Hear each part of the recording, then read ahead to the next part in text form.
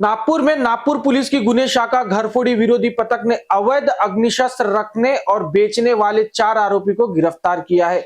19 February 2026 की सुबह गुप्त सूचना के आधार पर कार्रवाई करते हुए टीम ने कलमना थाना क्षेत्र के शिवशंभू नगर भरतवाड़ा में रहने वाले शुभम बलाराम जगेल को हिरासत में लिया।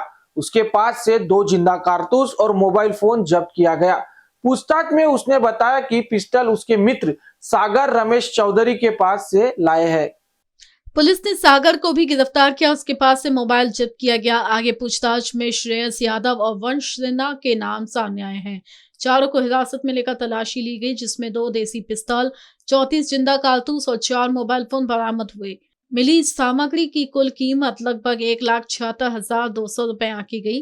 जांच में खुलासा हुआ कि पिस्टल उत्तर प्रदेश से 35,000 रुपए प्रति पिस्टल के हिसाब से खरीदकर मुनाफे के लिए लाई गई थी। पुलिस ने आर्म्स एक्ट और अन्य धाराओं के तहत मामला दर्ज कर आगे की जांच शुरू कर दी है।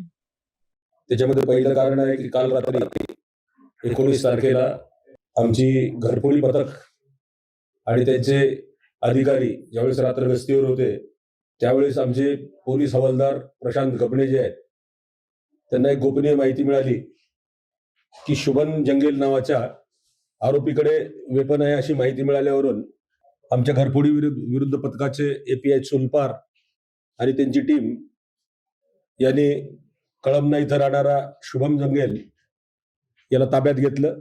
त्याची चौकशी केली। चौकशी असं निष्पन्न झालं की त्याच्याकडे काही दिवसापूर्वी वेपन होतं आणि ते वेपन त्याचा मित्र सागर चौधरी यांनी त्याला दिलं होतं। ज्यावेळेस त्याच्या घराची झडती घेण्यात आली तिथे जंगेलच्या, त्यावेळेस तिथे 2 लाईव्ह राऊंड त्या ठिकाणी त्यांना प्राप्त झाले। तिथून मग आमची टीम पुढे सागर चौधरी याच्याकडे प्रोसीड झाली। सागर चौधरीने सांगितलं की वेपन होतं माझ्याकडे विक्रीसाठी, ते मला माझा मित्र श्रेयस यादव यांनी दिलं होतं, पण मी कालच ते वेपन श्रेयस यादव याला परत दिलेलं आहे। त्यावरून त्याच्याही घरची झडती घेऊन आमची टीम श्रेयस यादवकडे गेली। श्रेयस यादवने सांगितलं की आपण सांगितलेली बातमी खरी आहे।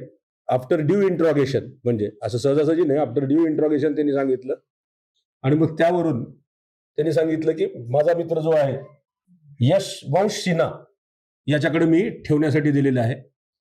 वंश सिन्हाच्या घरी ही आमची ज्यावेळेस टीम गेली त्यावेळेस तिथे 2 गावठी पिस्टल आणि लाईव्ह 32 राऊंड असे त्या ठिकाणी सापडले।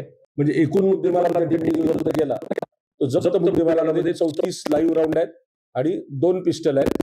1 महिन्यापूर्वी याच्यामधला यादव जो आहे श्रेयस यादव हा जौनपूर जिल्ह्याला गेला होता, बदलापूर या ठिकाणी। तिथे त्याचे कोणी नातेवाईक आहेत आणि नातेवाईकाकडून त्यांनी ते वेपन खरेदी केलं होतं।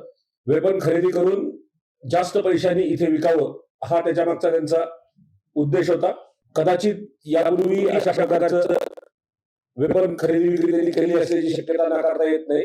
सध्या आरोपींना आम्ही 4 आरोपींना कस्टडीमध्ये घेतलेला आहे। आता पोलीस रिमांड झालेला आहे आणि 7 दिवसाची पोलीस रिमांड कस्टडी त्यांची मिळालेली आहे। फर्दर इन्व्हेस्टिगेशन मध्ये बॅकवर्ड आणि फॉरवर्ड लिंक ते कोणाला देणार होते आणि बॅकवर्ड लिंक मध्ये कुठून प्रायमा फेसी आम्हाला समजलेलं आहे की यूपी मधून आलेला आहे, पण यूपी मधून नेमकं कुठून आणलेलं आहे, ती साखळी आहे का किंवा एखादा कारखान्यातून डायरेक्ट त्यांचा अप्रोच आहे का, हे सगळ्या बाबी ह्या पुढील तपासाचा भाग आहे।